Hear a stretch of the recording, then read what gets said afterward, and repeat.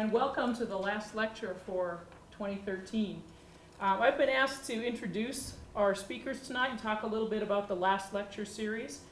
Before I do that, I want to bring my regrets from Dr. Svaldi. He wishes he could be here to do this in my place, but I'll try and stand in as best I can.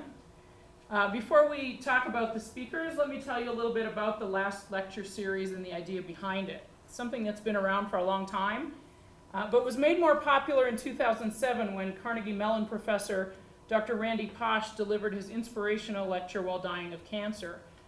That was later turned into a book which became a bestseller and kind of revived the idea of the last lecture. At Adams State, however, we were ahead of the curve. We actually introduced the last lecture 14 years ago, and that was introduced by the United Campus Ministry.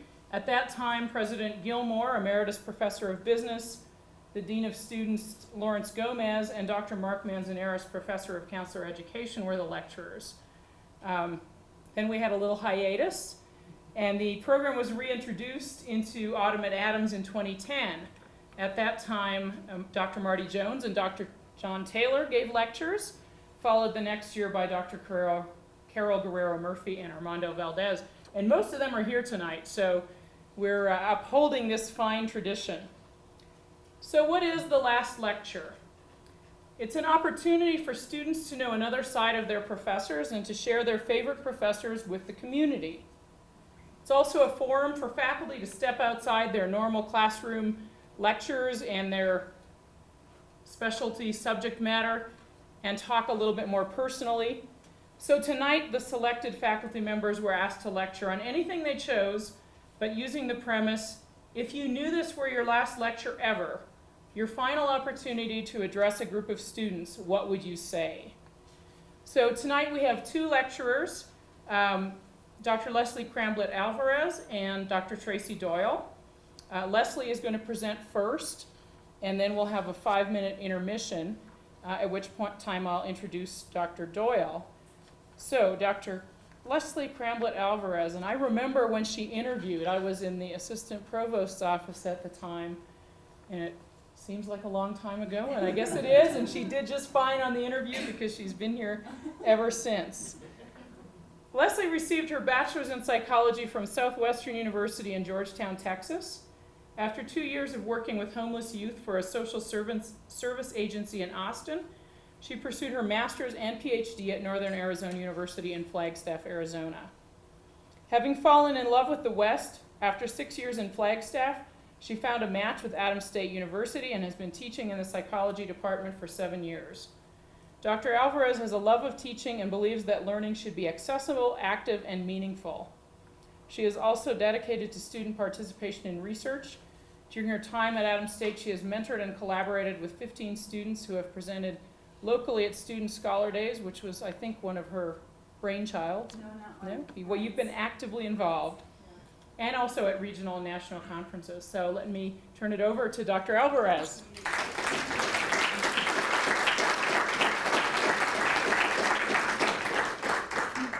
Thank you so much, Margaret. Is the volume okay? I'm used to projecting. This is going to be a little tricky for me. I'll go ahead and get that started. So thank you so much to all of you who came. And because the last lecture is associated with the Presidential Teacher Award, I also have to thank the students that participated in going to the trouble to nominate me and the students who served on the committee that ultimately determined the recipients. And I really appreciate that movement on campus to recognize instructors for jobs well done and having it come from a place of students. So thank you all for coming tonight. And I'm also really thrilled to be sharing this evening with Dr. Tracy Doyle, who is so wonderful and so talented and whom I respect very much. So this is going to be a lot of fun, I hope.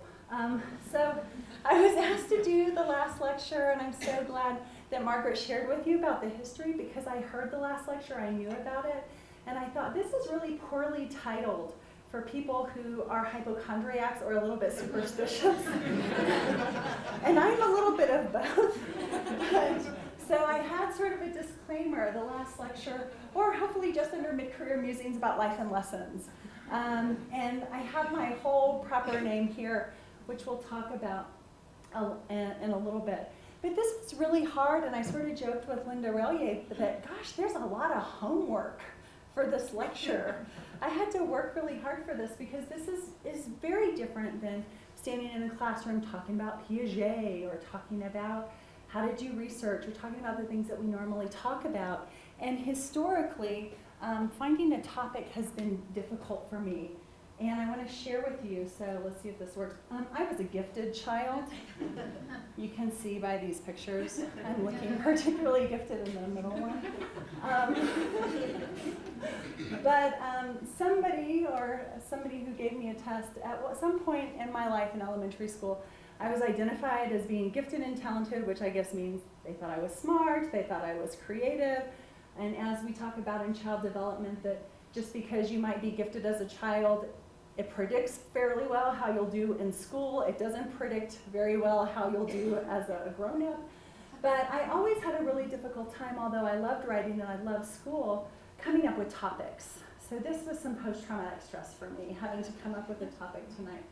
And in fact, so much so that when I was in 8th grade, I had a really awesome English teacher, and we were charged with writing about anything we wanted for a research paper. And this was a very cool teacher. I later had him again in high school. And when we were going over poetry and analyzing poetry, we were reading Metallica and Pearl Jam. So anything went with this teacher. I could have done anything. And I couldn't think of a topic. And I finally asked my mom, and she was a nurse, and she said, "Why don't you write about high cholesterol?" Okay. So my poor 8th grade English teacher had to read a paper written by an 8th grader, a lengthy paper, about high cholesterol. So luckily things got better. And giftedness, of course, runs in the family. I have to show you a gratuitous image of my son, who is also clearly gifted. He's got on handcuffs, by the way. So maybe he is, I don't know, a reincarnation of Harry Houdini or something like that. So finding a topic was really tough, but what I ultimately came up with was talking to you guys about my path to being here at Adams State and as a psychology professor, and a few insights along the way. And for inspiration, I did watch Randy Pausch's lecture, the man who made the last lecture famous. And he did something really nice. He said, this is what I'm going to talk about, and this is what I'm not going to talk about. And we all sort of have life experiences that are hard or tragic, and I'm going to stay away from those, although those make us who we are. Although my husband said, if you want to make sure you never get asked to do this again, stand up and talk about a bunch of really sad things and break down on stage. Tempting, but we're going to stick to some of the positive things instead. So we won't talk about the tough things that make us or make me unique. So next, why I love psychology, or on not becoming a teacher. This is my dad, a picture from his early years. I'm not quite sure where that was taken, but he was a psych nurse. And like most of my students, I fell in love with psychology by being introduced to, we still use the A word in psychology, abnormal psych. So people that are suffering from mental illness, people that have disordered behavior or disordered thinking, that's oftentimes the really fascinating things. And as you can see, my dad was in the military, so he was a military psych nurse. He worked for a period of time, an acute psychiatric unit in Fort Riley, Kansas. So I overheard a lot of really fascinating stories, including stories about having to talk people off the roof of McDonald's in Manhattan, Kansas. And so this to me was really fascinating. How do you help people that are that are suffering from mental health problems? And so like a lot of psych students, I got that start. I have a family of teachers, so I will share with you the 80s picture. My mom and I were totally rocking the 80s plastic glasses here. And my mom was a nurse, but she was a nurse educator. And along with my mom being a teacher, also my grandmother was a teacher, and she's also a really amazing quilter. Some quilter ladies out here tonight. And my grandmother went to a normal school like Adams State originally was, and she taught in elementary school her whole life. And I have extended family members that are also teachers, and I said, there's no way in hell I'm teaching. So I rejected that. So there I am in high school, and I had a love of psychology. I took a psychology class in high school. I was lucky enough to be the high school that did that. And I was such a nerd that I went to psychology camp. Texas A&M used to do a program called the Galveston Island Adventure, where you could go live in the dorms at the Galveston Island A&M campus, and you could take classes with professors from Texas A&M, and we had a couple of professors from the main campus. And it was really an amazing experience and sort of solidified my love of psychology. So there were kids there doing marine biology and photography and stuff like that, but I was there for psychology camp. And then when I got to college, here I am thinking deep thoughts in college. And so I immediately declared the major of psychology. I said, there's no way that when I grow up I want to be a teacher. I want to grow up and I want to be a therapist. So I took the opportunity. I went to a private liberal arts undergraduate only institution and had really amazing experiences there. I took the opportunity to do a field work program and did an internship in Phoenix, Arizona. I also took part in research, and that was really meaningful for me now, being a teacher at the time as well. But you know, I love working on a small campus where I really get to work one-on-one with students. And in the psychology department, I can honestly say that I feel like those students do get that private school experience and one-on-one attention here at Adams State. So I took the psychology route. I worked really hard to make myself a good graduate school student, and then I graduated, and I didn't have a job. That's my friend Stephanie and I graduating, and that's what Southwestern campus looks like. And because Stephanie and I also were in London our fall semester of our senior year, instead of taking the GRE and planning like we should have been, I graduated without a job. And so I moved in with my dad and looked really hard for a job and was very thrilled to get one as a hostess at Joe's Crab Shack. So I wore the tie-dye, I did the YMCA, and that was my first job with my bachelor's degree. So I kept looking. And I was later lucky enough, as it said, as Margaret related in the introduction, to get a job with a social service agency in Austin. This is a picture of me and my former boss climbing a tree. These are the only pictures that exist of that time in New Orleans, of all places. But the social service agency in Austin was really amazing because I got to use my psychology degree. I was primarily working at our youth shelter. And the people that were, or the teenagers that were at the shelter were there because they were either working on becoming emancipated from their parents, they'd been caught as a runaway and brought in, they'd been placed there by their Child Protective Services caseworker.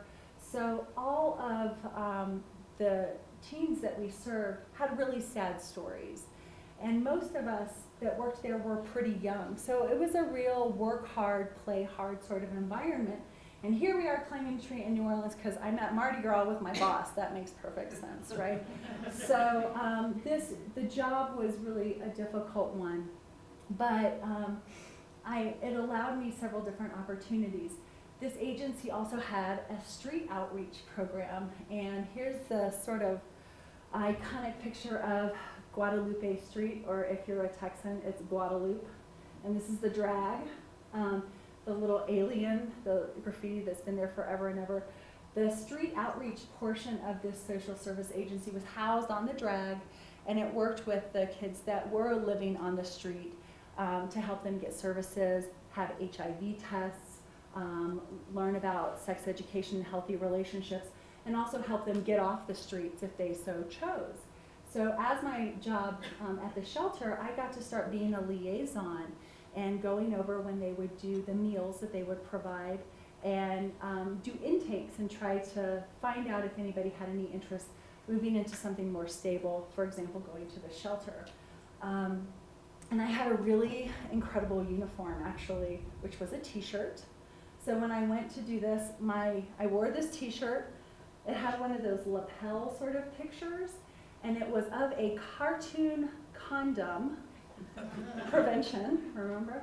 And the condom is holding a bouquet of flowers in one hand and a box of chocolates in the other. And it says, kid tested, mother approved, right underneath it. So this was an agency that was really focusing on helping people to learn healthy choices and also had a little bit of fun. But what really struck me about this, the work for the shelter and also a street outreach, were a lot of the educational barriers that the kids that were being served by these programs were coming up against. Part of my job was getting young people enrolled in school, and they hated seeing us coming because pretty much all the kids had IEPs. They weren't going to be there very long, and some of them also had reputations of getting in trouble. So they were not very welcome in educational settings. And so I started to shift a little bit, and instead of worrying so much about counseling and the clinical side of psychology, I started to get interested in the interface between psychology and education. And as I said, it was hard work to do, and I eventually left this agency and worked at a Montessori school for a little bit because it was all very cheerful children, and I felt like I could make a difference where sometimes you don't feel like you can make a difference working with populations that have really hard stories. But it did start to turn the tide more towards education for me. So I applied to graduate school, got in. I got in several places, but I made a quality of life decision and wanted to live in Flagstaff.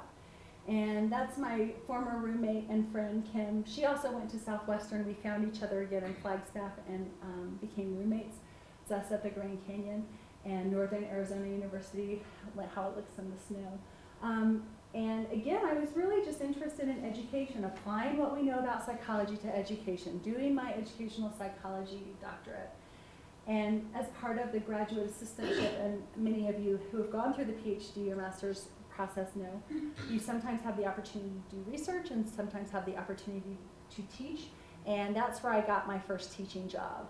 And it was a pre-packaged curriculum that was handed to me. It was a university colloquium study skills class, very much like AAA 101, which is a very important program, very useful for students that are conditionally admitted, and I loved it.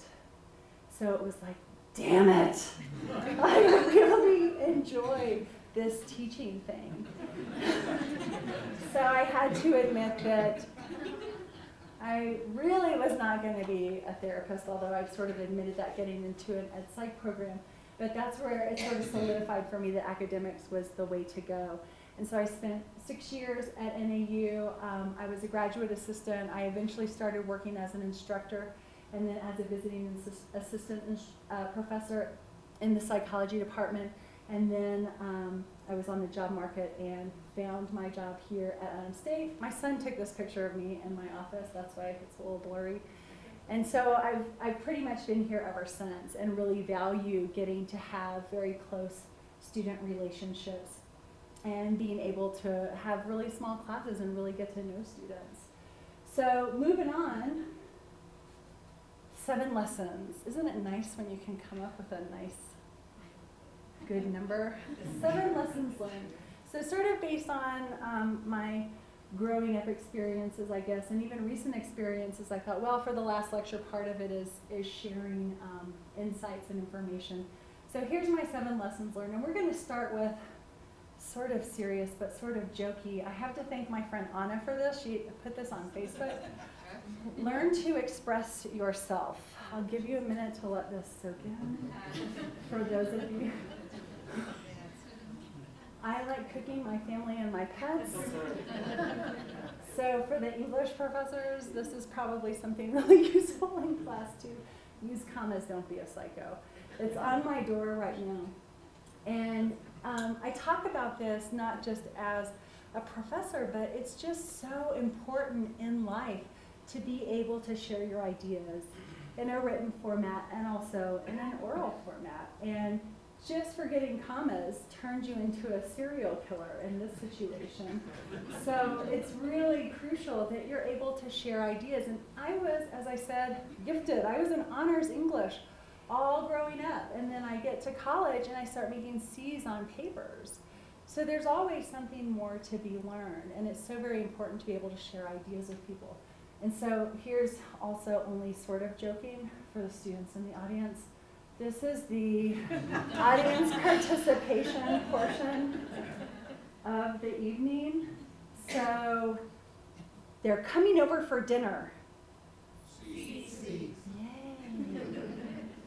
Their dog won't start barking. Hey, look over there. Oh my God. See, so for the students, take note. Don't screw it up. But it is one of those things where you don't want people thinking less of you because you're making elementary school errors. It's really, really important to be able to express yourself in a way that others can understand.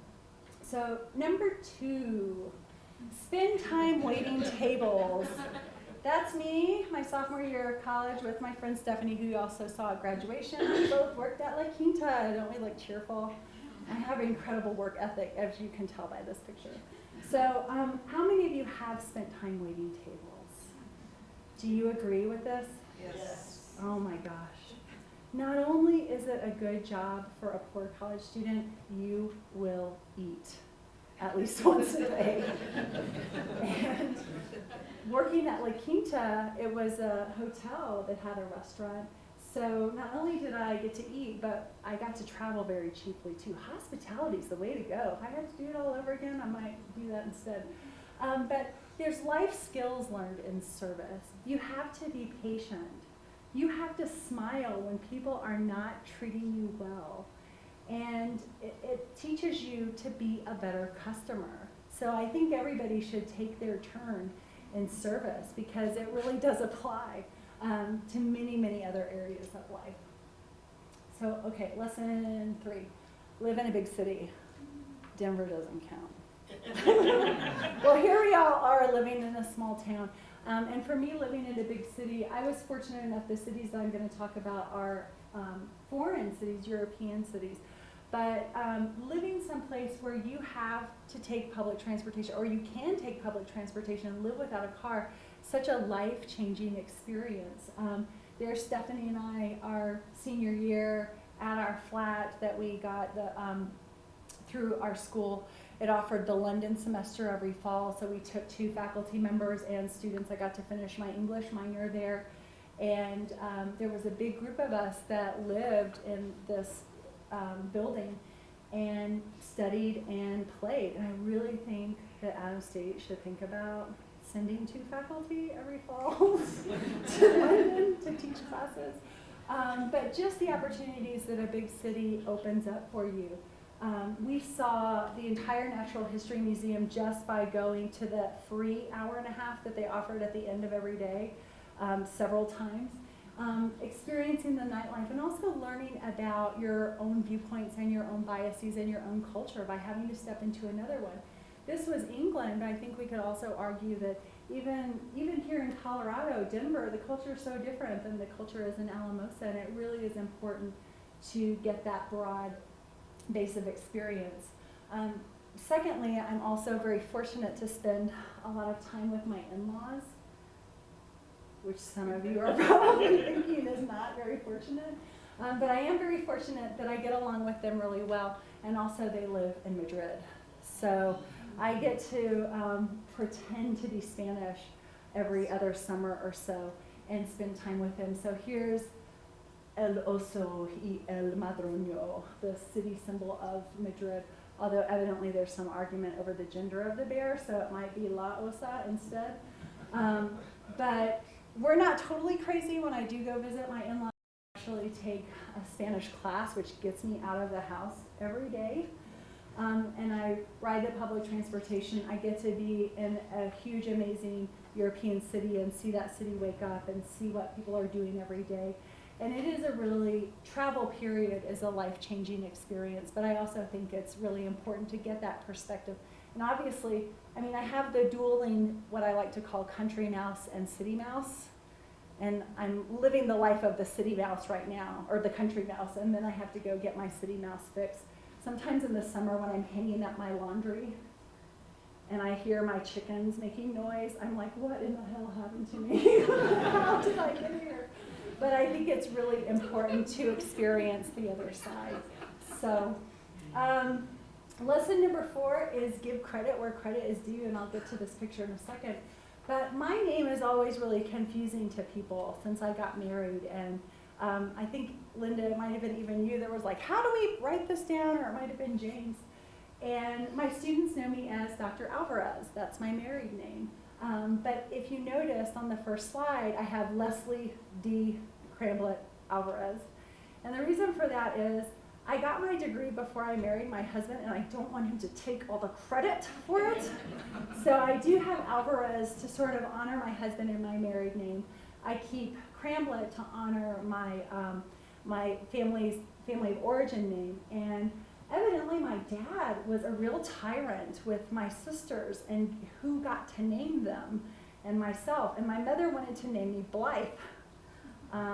My dad won, obviously, but my mom gave me my middle name, and she named me Diane gave me the middle name of Diane after one of her mentors. And so I think it's really important to honor her as well as my husband and the rest of my family by the way that I choose to have my name on official things. So related to that is having an appreciation for what teachers and parents taught me.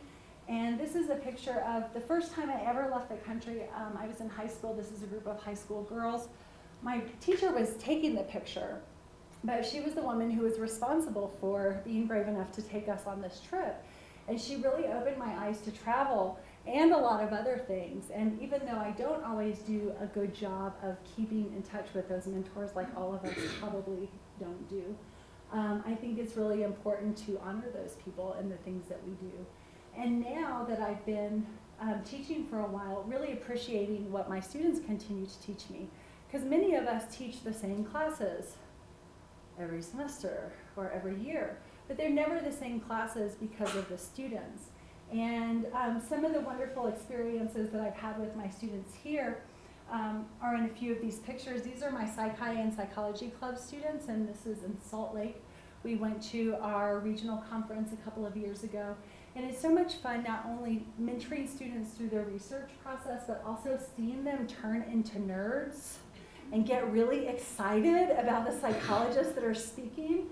So it's really fulfilling, and they really do help me feel and stay young and continue to appreciate what I'm doing. Melissa Cam, some of you might know her. She's a recent graduate. We met at Captain America in Munich. And it was when the U.S. still sort of thought they had a chance in the World Cup. He's holding the World Cup trophy. So it's fun to have those adventures outside of class with students.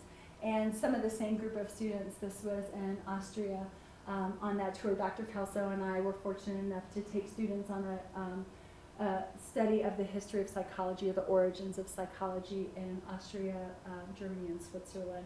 And then we also really got to nerd out and see Freud's old office, which was highly exciting for all of us. So, lesson number 5 is making good friends and keeping them. And I'm really glad that it's sort of dark over there, because obviously the tallest child is me. And right next to me is my friend Emily, and we've been friends since 4th grade. There we are in Florence several years ago. But when we first met, that's what we looked like, and I still am angry at Dorothy Hamill for what she did to years and years of little girls' haircuts. But it's really important to be a good person and to be a good friend. And those people, especially that have been long-term friends, can share your celebrations and your sorrows. And for me, I come from a pretty small family, so friends become my extended family. So I really value the long-term friends and try to keep and cultivate those relationships. And then some gratuitous kid pictures. It's been really amazing for me in recent years to have friends that I've had for a long time, and now our kids are playing together. And so it's so amazing to see that next generation of kids getting to know each other. And my friend Denise will be very pleased that I put a picture of her daughter, because I had a picture of both of us with all of our makeup on when we were in dance team in Texas. Those of you that in the audience that know what that looks like will understand why I didn't do that to her or me. So lesson number 6 is to keep learning and to combine your loves. That's me doing a headstand. I did it about long enough away from the wall for this picture to be taken. And recently I've gotten interested in a part of psychology known as positive psychology, which in a timely way, given the topic at Autumn at Adams, looks at wellness, looks at health, looks at stress reduction, lots of different things.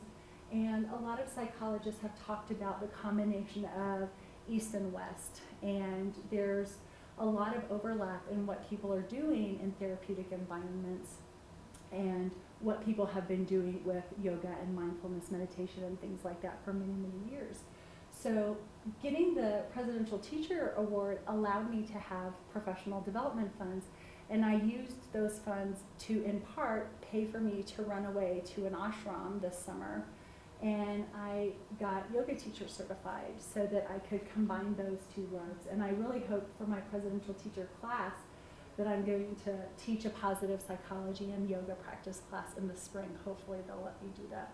But I think it's really important to find a way to be able to combine your loves. And of course the old adage of, if you love what you do, you never work a day. So I think we all aspire to that on some level.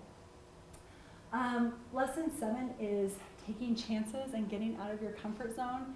And here's, all of these were physical challenges. I didn't mean to limit it to that. There I am rowing a boat, and if my husband were here, he would laugh because yet again, I did that long enough just for the picture to be taken. But here I am, this is my friend Mindy, and we did a rim-to-rim trip of the Grand Canyon, where you start on the north, you go all the way down, and you come up on the south rim. And the two of us did it together. The only other group that was just women that we saw on this trip were 2 French women. So we were pretty proud of ourselves for doing this. And there's me at the Warrior Dash sleeping over fire, which looks cooler than it actually is. There's Cindy Whitney with me. But I think the bottom line for this is learning to say no is an important skill. And especially as women, we have a really hard time saying no. I'm overloaded. I can't do it. I can't commit. But there's also something really important about learning to say yes, even when you want to say no. And this talk was sort of that for me. It's like, I don't want to do that, but I feel like I probably should. I told a friend about it, and he was like, can you get out of it? But it is really important because this did take me out of my comfort zone and made me think about things and talk about things that I don't ordinarily talk about in a public setting. And I was also really fortunate just within the past year to be nominated for, and I won, I couldn't believe it, and voted into being the president of our regional version of the APA, the Rocky Mountain Psychological Association. And when somebody, the person that wanted to nominate me, asked me about it, my first instinct was no. But then I decided, yeah, this is a really good opportunity that I should take advantage of and hopefully will allow me to grow. So taking chances and getting out of your comfort zone, I think, is really important.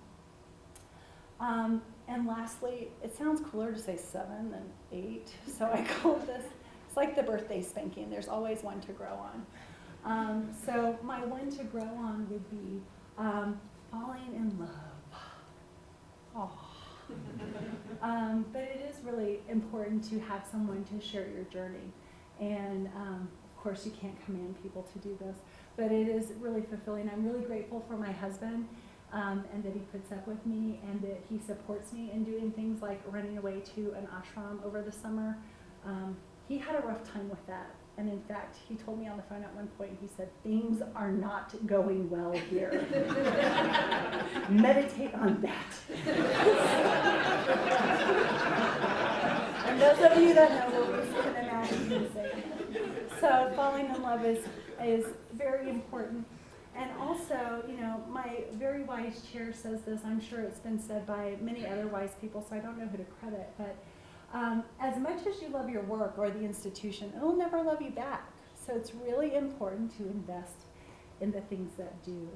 So that's what I'll leave you guys with tonight. And thank you so much for coming.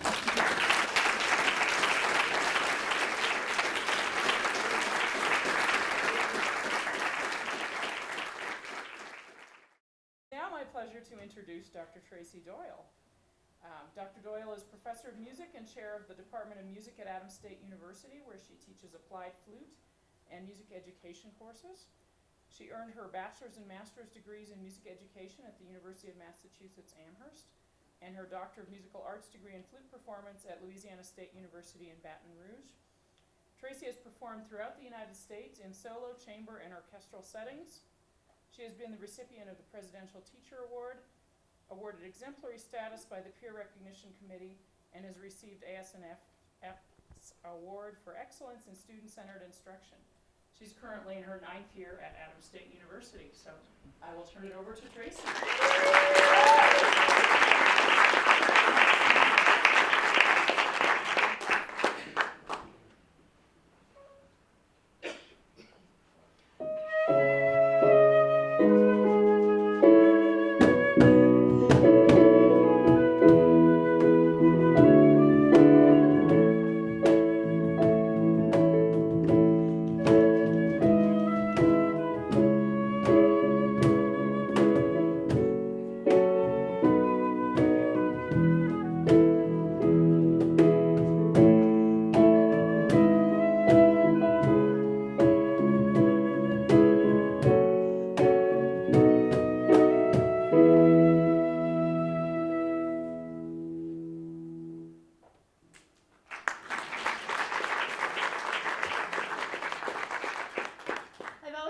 That my life has a soundtrack. Whenever anything's going on in my life, I think about what would the music be, what would the background music be. And before I even had to title this lecture, I knew without a doubt the title track of my soundtrack would be The Long and Winding Road. And the reason is I don't seem to be able to take a direct route from point A to point B, just about ever. And I've learned to realize that that's actually a really, really great thing. So as you're journeying through your life, sometimes when you look in the rearview mirror, you realize that that route that you took is exactly the route you were meant to take.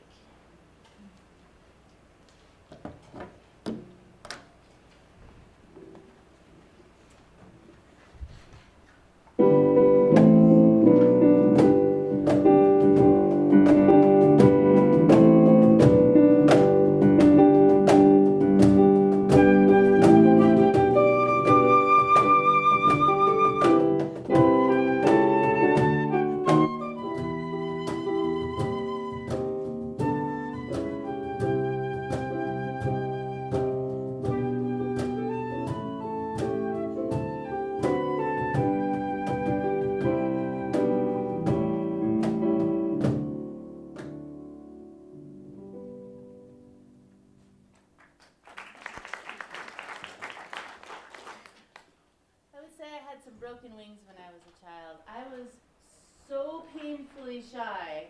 I was the child that every teacher wrote home about or called a parent-teacher conference about. They were just really concerned. It's actually a miracle that I'm standing up on stage with all of you. And so my first story today is how I found a path out of that and I learned to fly.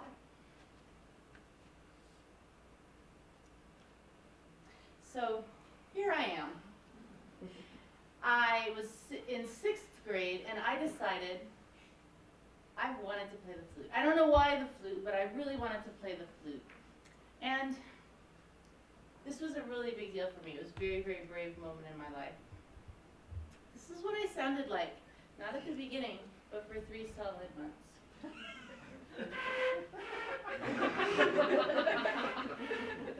No lie. In fact, I'm still friends with my elementary school band director, and he uses my story all the time because I've come a long way. So, the thing that I learned through that time period was that if you have determination, you can do anything. And so, my first lesson tonight is a lesson that I probably didn't cognitively realize when I was 11, but in looking back at that moment, I realized it was the first time I recollect understanding that hard work and perseverance equals success. Now, you can work hard and not persevere, and you will not be successful. You can persevere and not work hard and not be successful. But if you work hard and persevere, you will be successful.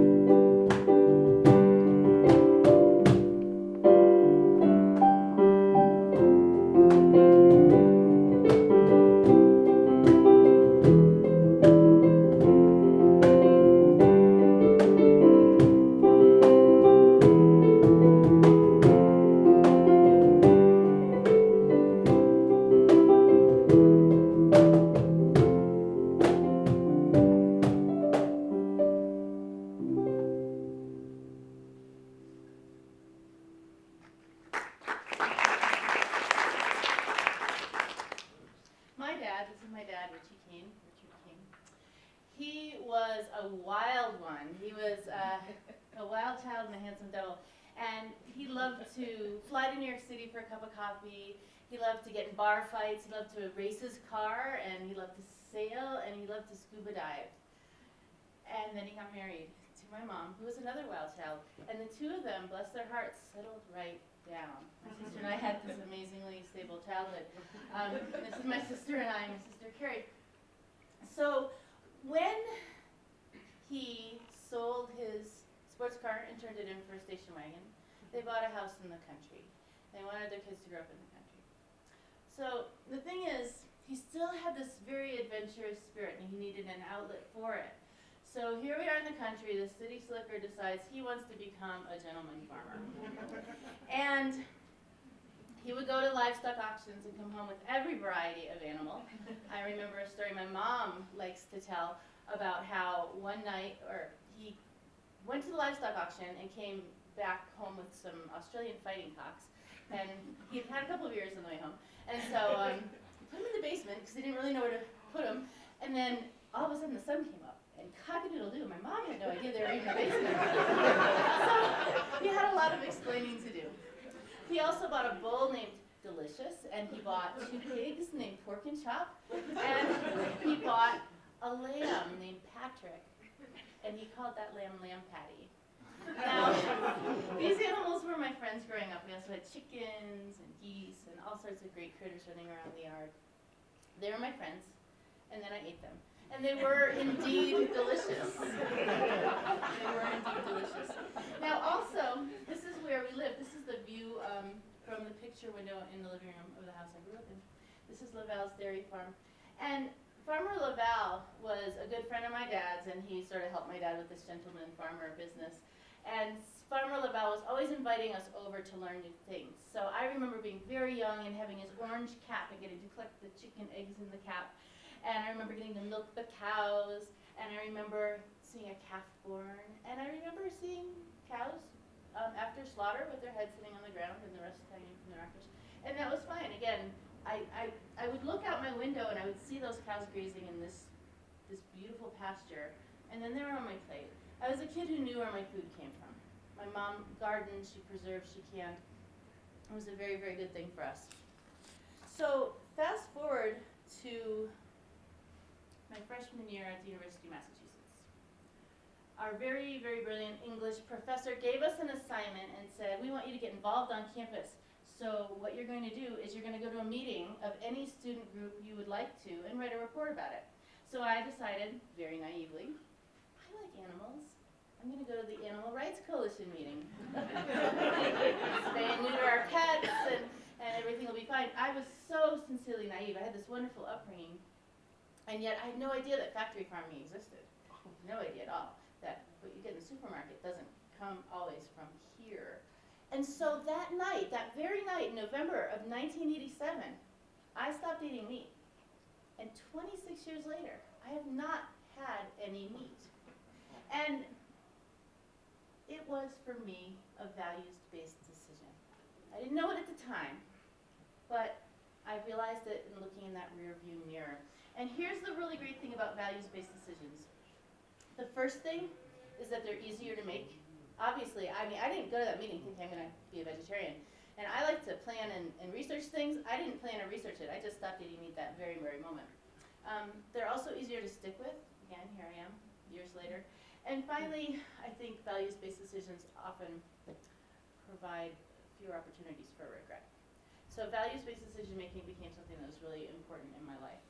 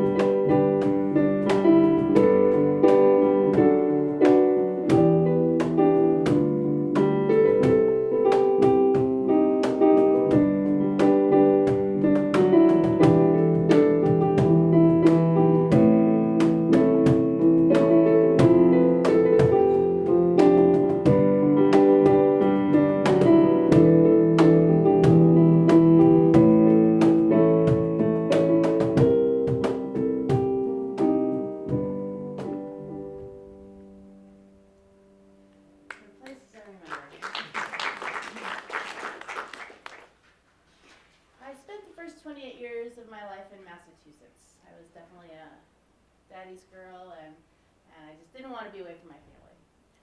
But then I decided that I really wanted to do a doctoral degree in flute performance. I'd spent most of my life making really practical decisions, getting practical degrees that have great employment opportunities, and I really enjoyed what I was doing. But I had this moment in time where I just wanted to see, okay, what happens if I really practice my flute for a few years? Let me do this for myself. So I went to Louisiana State University in Baton Rouge with every intention of returning immediately to New England, which I did not do, because I met my life partner and best friend, James Doyle, in Louisiana at LSU. And so we were in a music theory class together our first semester, and unfortunately we did not have someone like Dr. Schultz. So we spent a lot of time talking about our homework, and I think we talked about scuba diving, we talked about a couple things, but we never really had a deep conversation until he bailed me out and he gave me a ride to the airport in December to go home for the holidays. And this ride to the airport was epic. It was an hour in the cab of his little truck in the pouring rain with my 2 screaming cats meowing the whole way. So as you can imagine, I owed him big time. And our friend Laura told me that he liked to eat, so I made him dinner when we got back. So here's a timeline I'm going to share with you. Now you remember, I told you I'm not one to make impulsive decisions, right? So what on earth would lead someone who's so practical and non-impulsive to get engaged in a month and married within 6? Values-based decision making. When you meet someone whose values you admire and whom you share values with, that's the basis for a strong relationship. And so although we hadn't known each other very long, I'm very practical again, so I thought through it and I said, well, you know, these values tend to stay a part of someone's core. And so while we may change as human beings, if our values remain the same, if our core values remain the same, we should be able to get through anything together. And it's been 14 years, and I can honestly say it's the best decision I've ever made.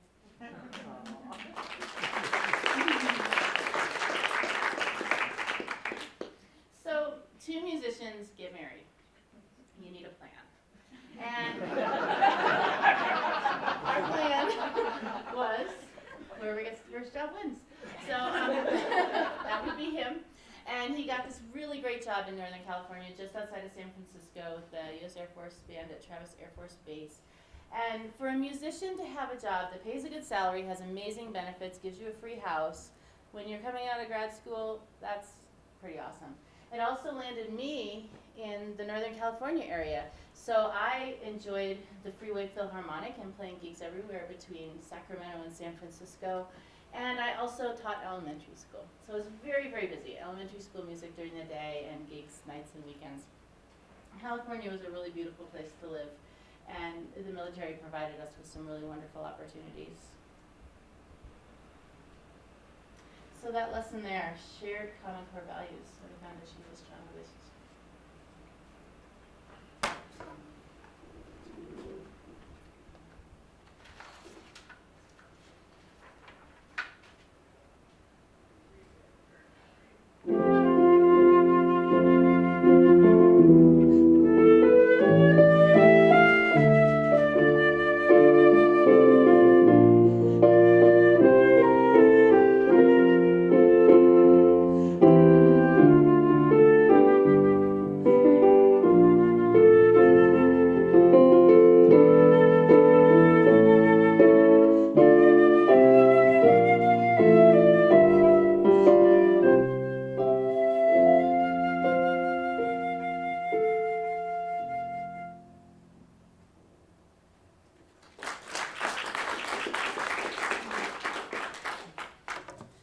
Take you back to my dad for a minute. This is my dad and I on our birthday, July 29th, our birthday. I was born on his birthday, and we always had a really special bond, I think partly because of that.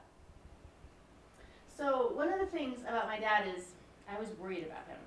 I never worried about my mom. She came from this long line of women who lived into their 80s and 90s, really rich, full lives, great quality of life. But my dad, I didn't know. I mean, his dad passed away before I was born, and my dad had some health problems. He had lived a little bit of a wild life when he was younger. Tamed right up, but still he had Hodgkin's lymphoma when I was an undergrad. He had open heart surgery when I was at LSU. And so I was on my way home from school one day, and I got a phone call, and the phone call was from my dad, and he said, I've been diagnosed with lung cancer. Lung cancer's serious.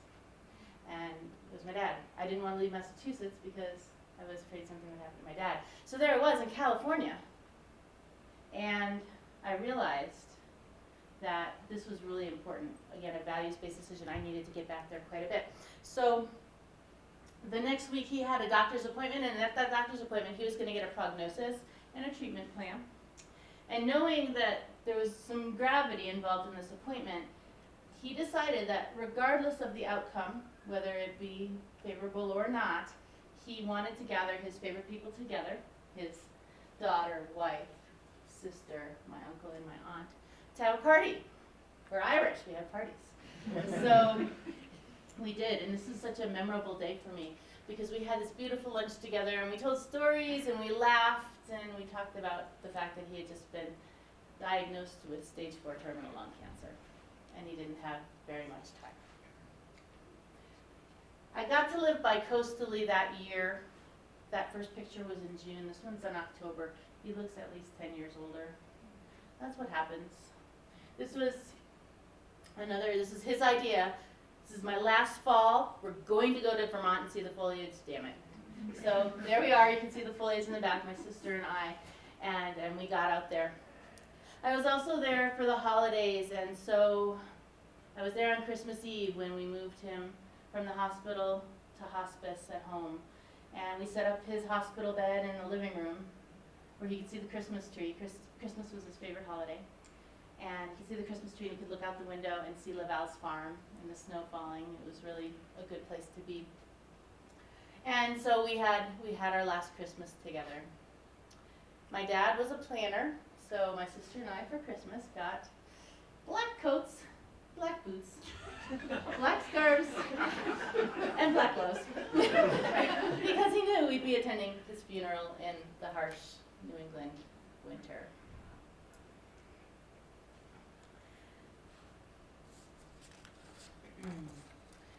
So January comes around, and I decided to stay. January 23rd, he wasn't doing very well, and my mom, my sister, and we felt like we were a little in over our heads. We didn't have medical training. The morphine really wasn't working that well, so we called our family practice doctor, who was a very, very good friend of my dad's, and he came over that night, and he helped us get a little better dose of morphine. And we actually had a really nice conversation that night, and with morphine, my dad had lit up and was smiling, and he was just enjoying the company so, so very much. And so that night after our conversation, we all left the room one by one saying goodbye to him, and I was the last one to leave, and I took his hand, and he squeezed it, and he looked at me with more clarity than you can imagine someone on morphine looking at you with. And he said, "I will see you in the morning." And he said that 100 times to me. So I said, "Yeah, I'll see you in the morning, Dad." And I went to sleep.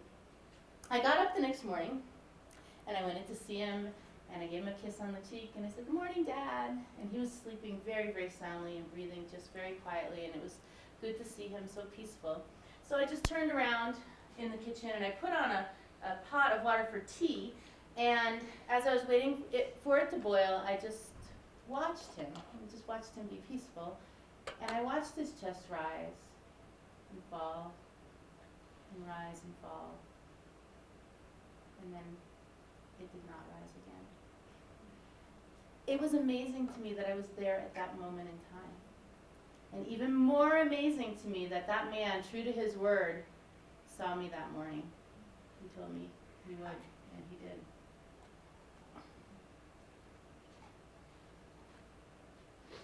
So, again, he was a planner. So, check this out. He passes away.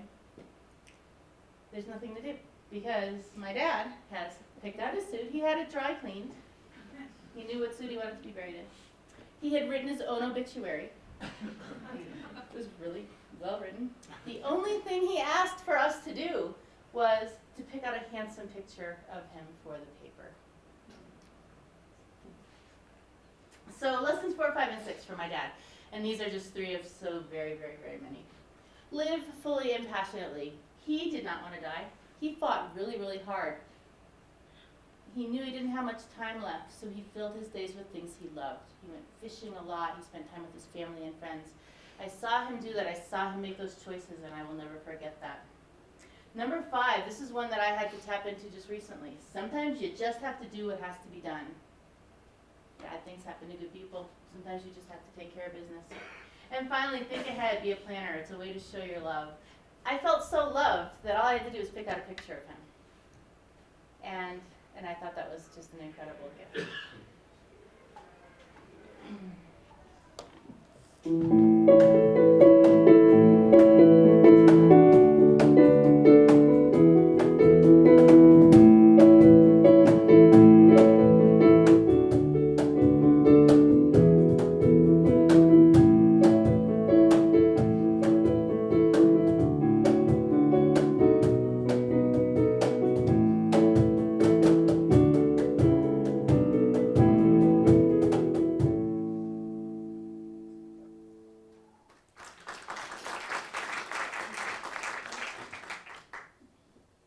So he passed away in January 2005. Another gift he gave me was the inspiration and the reason to finish my dissertation and finish my doctoral degree. I had landed in Northern California. I was having the time of my life playing. I didn't need a doctor to play in orchestras, and I didn't need a doctor to teach elementary school, and I was very happy with what I was doing. So I really had no reason to finish it, except when I found out he wasn't going to be here much longer. I knew he wanted me to finish it. I knew he'd love to see me finish it. So I took advantage of the time off I had, spending time on the East Coast, and when he would nap, I would write. And I defended my dissertation and graduated with my doctoral degree from Louisiana State that year. With degree in hand, I decided, well, I really do love elementary school, but what would it be like to teach college students? So I started applying for college teaching positions. I had several interviews back to back, and one of them was here at Adams State University, then college. And talk about a values-based decision. I loved it here. I met with the students during that interview process, and I knew there was nowhere else I wanted to be. So my amazing husband gave up his job that he loved, playing music full-time, and he followed me here. So we took turns following each other.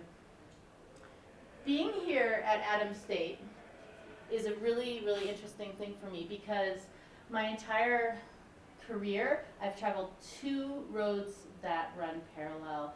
One is music education and one is flute. And I'd often said to myself, really, you need to choose. Most people choose. And then I ended up in this job where I'm teaching flute and music education, and it's just the perfect fit for me. I can't imagine another position that fulfills me more. So landing here comes the sun. This has just been an incredible place for me to be. And one of my first friends here, that was our first bonfire. That was our first homecoming bonfire in 2005. So the lesson here, this is one of my favorite quotes, and I actually found it on the wall of a ceramic studio at a music camp that I was working at. And at first when I read it, I thought to myself, well, that's kind of lame. I mean, if you plan something, shouldn't you be able to do it? And then I thought about it, and I said, no, I mean, I think in science and math, you want it to come out a certain way, right? But in the arts and in life, I think you need that creativity, and you need that flexibility, and that ability to say, well, wow, I didn't really know I was going to end up here, but this is the right place for me. And so when I look in that rearview mirror, I see that my paths were meant to bring me here, and that this is just right. So I modified my expectation to conform with the results, and I'm very, very happy.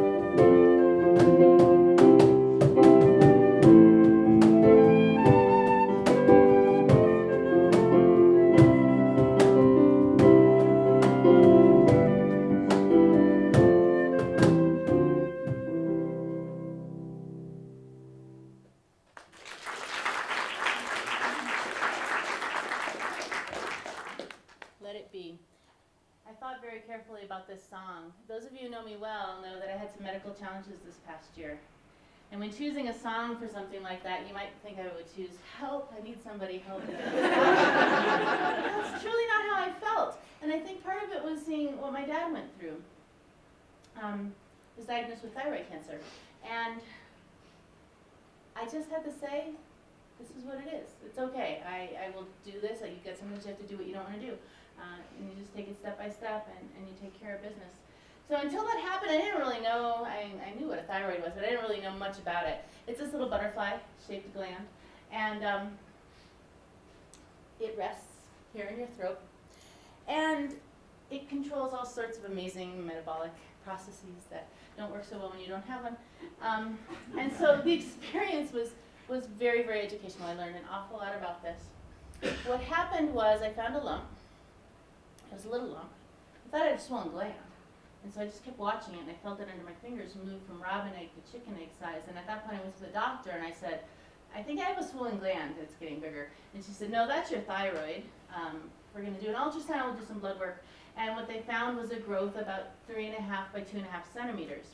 So she referred me to an endocrinologist, and the endocrinologist was great. She said, you know, about 90% of people have thyroid nodules. Wow, that's a lot. Now, of those 90%, those who have nodules, 80% of them are benign. So pretty good odds, right? She said, it's probably nothing. But what we'll want to do is, we really do need to take out that half of your thyroid because it's just too large of a nodule to get a good reading with a needle biopsy. So I had surgery over in November of last year. And I woke up and they said, good news, it looks great. We're just going to send it out for a double check, double opinion. And so about a week later, I got a phone call from the doctor, and he said, well, yeah, it's follicular thyroid cancer. Now, there are 4 kinds of thyroid cancer. 80% are papillary. That's the one that Roger Ebert recently died of. Follicular is the second kind, the second most common, a little more aggressive. And then there are 2 that are much, much, much worse. So the reason they didn't discover it is follicular is defined by how much the tumor invades the capsule. So they couldn't actually see cells that were different. It was just that there was invasion. So because it had been growing fairly rapidly and because it was a more aggressive form of thyroid cancer, the endocrinologist said, you know what, we just need to get it out. We need to get it out soon. I said, how about summer? I'm a teacher. She said, no, we really need to get it out sooner. So February, 3 months to the day actually, I went back and had another surgery, and this time it was the beginning of a treatment plan. So after the recovery, which actually went well because I was so good at having the surgery by the second time, I knew what to expect, and I recovered from the surgery quite well. But what she had to do was a little bit different, and I didn't fully understand it at the time. But I had no thyroid, and then they didn't give me any thyroid replacement hormones. It was 5 to 6 weeks without thyroid replacement hormone. And the reason, her justification for this, is obviously when you take out a thyroid, there's still a little tissue left in there because it's attached to your parathyroids and your vocal nerve. And you don't want to encourage that to grow if you have an aggressive cancer. So take away the thyroid stimulating hormone completely, you don't grow the cancer, but you also start to shut down. Your body starts to shut down. And so I felt pretty good at first, but by about week 3, 4, and certainly by 5, 6, I was in rough shape. And I was in the emergency room a couple times. I needed home oxygen to sleep at night. I would stop breathing. I think my heart rate and breathing rate slowed down so much I would just stop and then wake up. I couldn't digest food. I was on a completely liquid diet. I remember one phone call to Karen in desperation when I cried. It was, can you make me a juice? And she came over and made me a juice. So it was a tough feeling being that helpless and not very good at asking for help. But I had to ask for a lot of help during that time. It was spring semester, and I actually nearly kicked him out the door. He was supposed to go to Las Vegas to do a doctoral residency. It was the perfect situation, the perfect teaching assistantship. And of course, when he found out what was going on with me, he said, no, I'm not going. You can't make me go. And it was just too important. It was too important to us. It was too important to him. So, and I asked him to leave, but I asked him to leave knowing that I was going to get up the courage to start asking for help. And so I asked my mom to come, and I asked his dad and stepmom to come. She's a nurse, and she helped me through the radiation piece. I asked Morgan to do a meal train for me, and I asked Jenny to ride with me to, or give me a ride to the body scan. And so I asked Karen to make me a juice. And so many people brought me wonderful meals. And it was just an incredible experience of just saying, I need help. So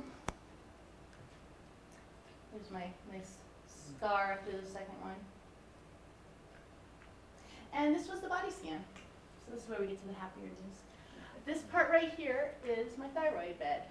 And the radiation that I took, radioactive iodine, accumulated there and killed off any remaining thyroid tissue. If we were to see those little bright spots in the lungs, we would know there was metastasis, and there was not, which is very, very good news. The rest that you see is just simply going through the digestive system because it was an oral medication. And so this meant I was going to be okay. It also meant I could start taking replacement hormone again and get on with my life, which was really, really amazing.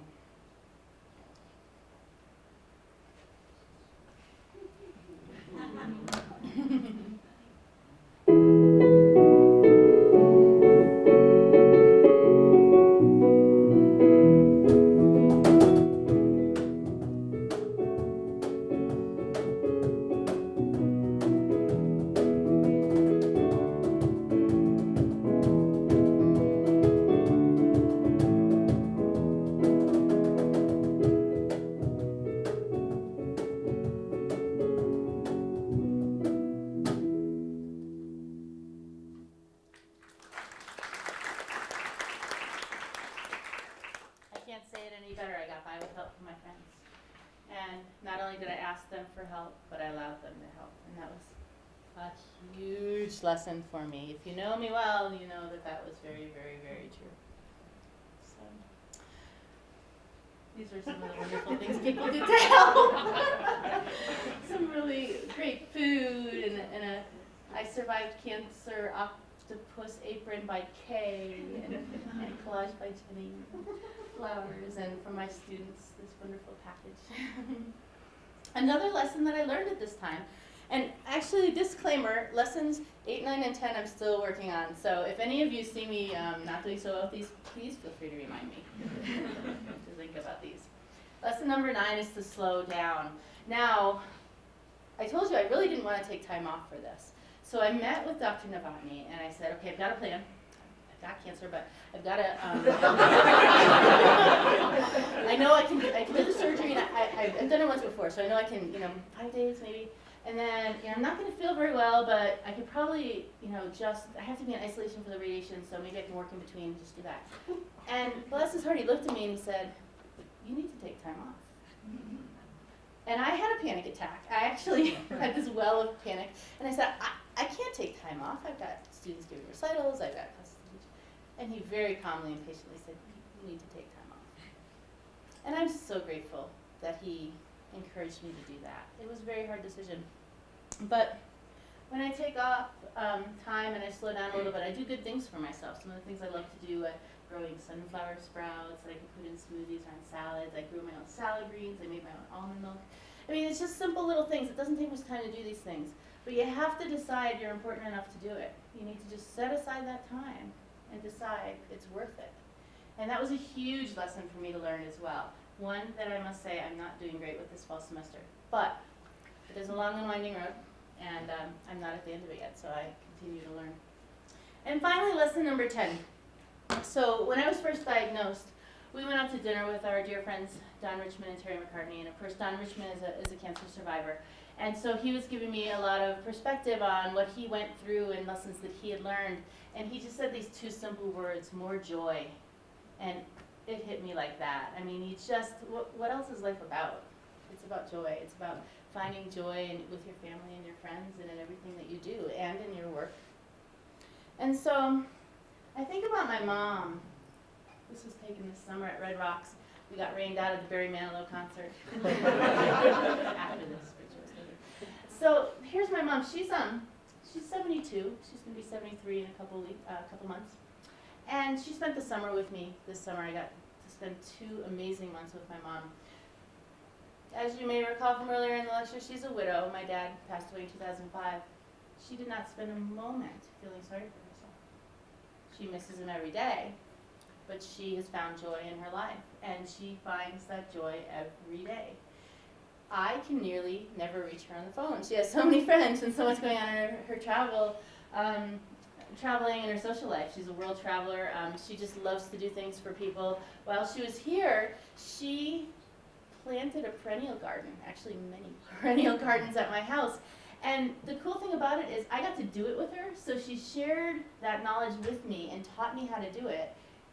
But she also gave me this garden that's going to continue to grow and get more and more beautiful as the years go on. So it's just a small example of how my mom finds joy. So just remembering to spend time with those you love and make it a priority in your life. Just the last few words for you before we play just one more song. Please feel free to sing along. In addition to joy, there's just one other thing that you need.